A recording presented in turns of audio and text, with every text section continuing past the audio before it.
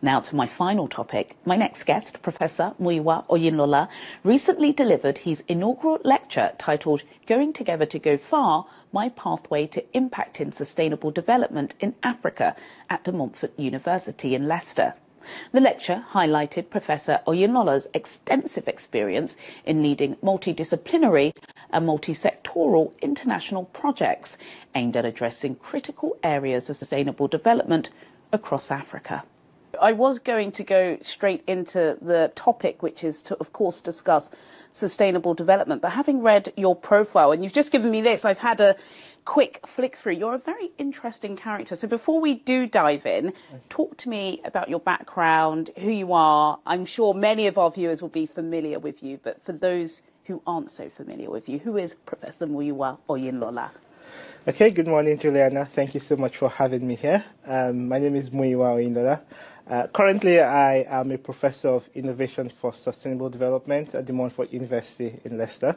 And that just means working in the area of sustainable development, trying to bring about development across the African continent. I guess I have loads of previous lives, but again, my current life is in the area of research and development. Where are we as a continent, and more specifically Nigeria, where are we with sustainable development and, commitments made in Paris, our pledges to the United Nations? Because on the one hand, we show up at all the COPs, we tick all the boxes, we've got all of our strategy in place. But when you're having behind-the-scenes conversations with these guys, especially those in oil and gas, they're just not ready yet. So where are we? Paint the picture for us. That's a good question, an interesting question. I think on the positive side, so what you might be aware of is that we have there's a senior special assistant to the president on sustainable development goals. So we have an office of the SDGs, and so we interacted with them at COP 28. And interestingly, Nigeria is topping the chart in quite a lot of areas. In pledges or implementation? In implementation. So, but I think what you have to remember is that there's a continuum, right? And so where we're starting from is not where other people are starting from.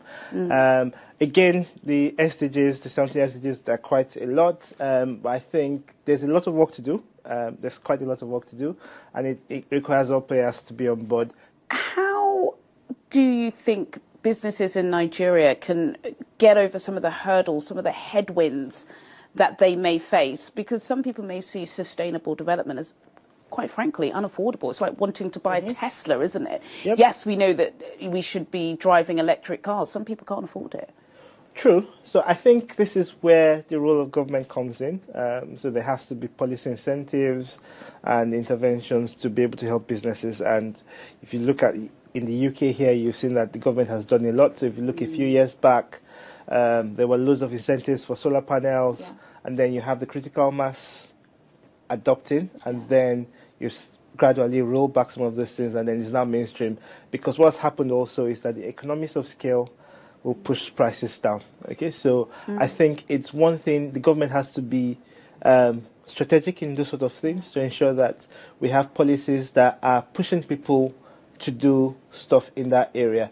I'll give you an example. So one of the projects I've done is on plastic, and you won't believe it, it is currently cheaper to have virgin plastic, to manufacture virgin plastic than to recycle. So there's no incentive for anybody to. Wow. The policy like saying every plastic has to have 10% of recycled content will just make that whole industry, will transform the whole industry. So I think that's one of the main things. It's always that government policy to drive the critical mass to uptake, and then it then becomes self-sustaining. Absolutely. It's very fascinating, and you're right. Once you kind of dig through the statistics, some of the most basic things are very, very alarming. We're running out of time. Professor, you've successfully delivered your first presentation. What next? Are you going to be doing another PhD, or are you going to be taking lots of this expertise and knowledge back home? So yes, I do quite a lot of, I've been doing quite a lot back home across the continent, and I just returned a few days back, looking at that, engaging with policymakers in the power sector and bringing collaborators from different sectors like Chatham House, Warwick.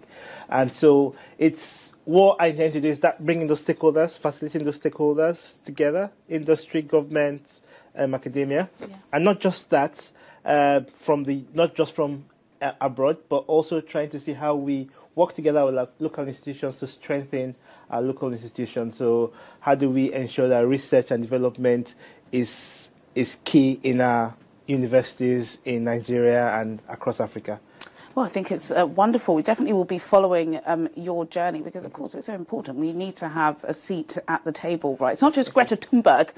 There are also, people of colour that are making noise about sustainable development. And, of course, those expertise are very, very, very much needed in Nigeria. Professor Muyiwa Oyinlola, thank you so much for your time today. Thank you very much, Elaine. Well, sadly, that's all we have time for today. But as always, do get in touch with your comments and suggestions.